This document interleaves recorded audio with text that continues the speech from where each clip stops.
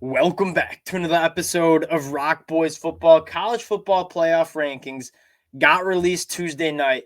Oregon Ducks come in as the number 6 team in the country, but there are some bigger takeaways you can have from these college football rankings. I kind of want to talk about what it looks like for Oregon controlling their own destiny in terms of winning the Pac-12 and making the college football playoffs.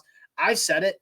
This is one of the most dangerous teams in the country. You saw what they did against Utah. I've been very vocal about how complete this team is.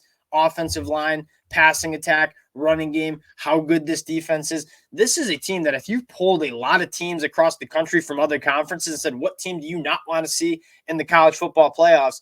I think Oregon would be on the top of the list.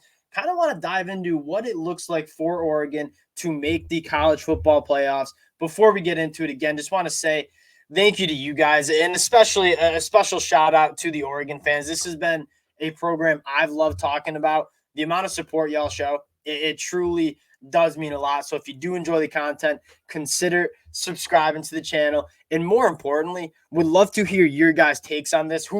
I'm kind of curious to who you guys want to see in the Pac-12 championship game. So let me know in the comment section there. Without further ado, let's get into this one. And let's just take a look at Oregon controlling their own destiny and doing what they need to do on the football field first. And that is win out and win a Pac-12 championship game. And you look at the remaining schedule. If they win out, they're going to be finding themselves in that championship game. The 3 out of the 4 games are at home. And I think the 2 biggest tests that you have are at home, and that is massive, right? You take a look at Cal. You should take care of them at home.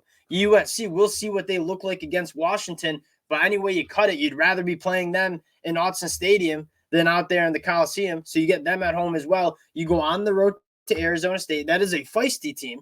But if you see Oregon play anywhere close to the level they played on the road against Utah, you should be taking care of business. And then you get Oregon State at home, revenge game. Couple things I want to say. One, when you're going on the road, like good defense, a good run game, that stuff travels. So you're really feeling good about Oregon with how good they're playing on defense, how well they can run the football, taking care of business against Arizona State. And then you look at that end of the year game against Oregon State last year. This Oregon State kind of bullied them in the second half, just kind of running the football. You knew what was coming, and Oregon just, quite frankly, couldn't stop it. You look at this Oregon team here. You look at the culture Dan Lanning has implemented specifically on the defensive side of the ball. You look at the players he added in the transfer portal. I look at that matchup, and I have a really hard time seeing Oregon State be able to do what they did last year because Dan Lanning, like any other elite head coach, looked at this program in the offseason and said, we have to make a few changes. He made those changes in the transfer portal. And you're looking at this team. It's hard to see Oregon State playing bully ball in Autzen Stadium and coming out with a win there. And so you look at what Oregon can do on their remaining schedule, you're feeling pretty good. And obviously you got to go game by game and take care of business. But for me, Oregon is a touchdown favorite in every single one of these games at the least. The second thing you got to look at is how the College Football Playoff Committee values the Pac-12 and more specifically Oregon. You look at where Oregon came in the college football playoff rankings. Out of all the one-loss teams across the country, Oregon is that number 1 team coming in at 6. The only other 5 teams ahead of them are the undefeated teams.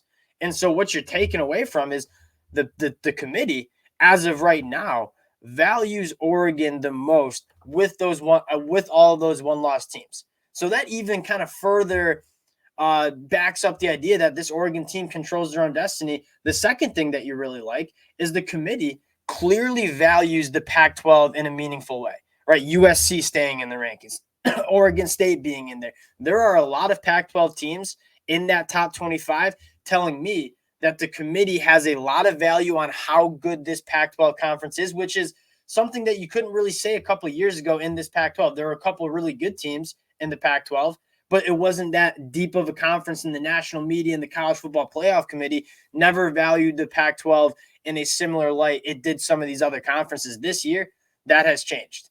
And the Pac-12 is an elite conference, and if you can win your conference championship, it sounds like they're not going to be leaving the Pac-12 champion out of the college football playoffs.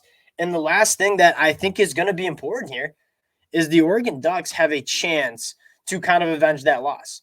So you get Washington, you go back and look at that Washington game, and I'm not taking away anything. I'm not a big takeaway from a team that was able to win. Washington played a phenomenal game at home and made the plays that they needed to do to beat the Oregon Ducks. That being said, Oregon outgained them by 100 yards. And if you kind of have just convert one of those fourth down conversions, Oregon's probably leaving Husky Stadium with a win. If you get that rematch at a neutral field and are able to win that football game, I think there's no question about who the best team in the Pac-12 is, and that's going to help their resume even more because that one loss they have on the schedule, all of a sudden they showed that we can beat that team on a neutral site in the Pac-12 championship game. So you look at some of those things, it becomes pretty clear that Oregon is in a very good spot in terms of controlling their own destiny. And again, I don't want to get away from the fact that you got to take care of business. You got to keep improving as a football team because Oregon, you're looking at this team right now. It's not just get to the college football playoffs. It's make some noise in the college football playoffs because that's how good this team is. So Dan Lanning, he's just going to be focused on improving week after week, getting this team to its best possible spot to enter postseason play. But we're going to talk about what things need to maybe happen. And so you look outside the conference and start taking a look at what the national college football landscape could play out. And we're not going to spend too much time on this because this is a college football sport. This is a wild sport. A lot of things change every single Saturday. But you look at the other conferences and what things are you probably rooting for if you're an Oregon Ducks fan to ensure that Oregon controls their own destiny, which I certainly think they do. One, you probably want Georgia to be an undefeated SEC championship team, right? Because if Georgia runs the table, gets to the SEC championship game, Alabama does as well. Alabama beats Georgia in that SEC title game. You're looking at a one-loss Alabama team that won the SEC title and a one-loss Georgia team that is back-to-back national champs. That's probably one of the reasons. That's probably one of the situations that you're looking at and seeing maybe two SEC teams get in. And I don't think the SEC conference is all that great, but if Alabama can take care of the rest of the business and beat Georgia, that's probably one of the things that you're looking at is you want Georgia to run the table, win that SEC title, and ensure that only one SEC team is getting into the college football playoffs. You look at the ACC, and you're Florida State probably looking like they're going to run the table and get in, and you probably wouldn't argue that too much. So you got a SEC champ, a Florida State, an ACC, and a Florida State team in there.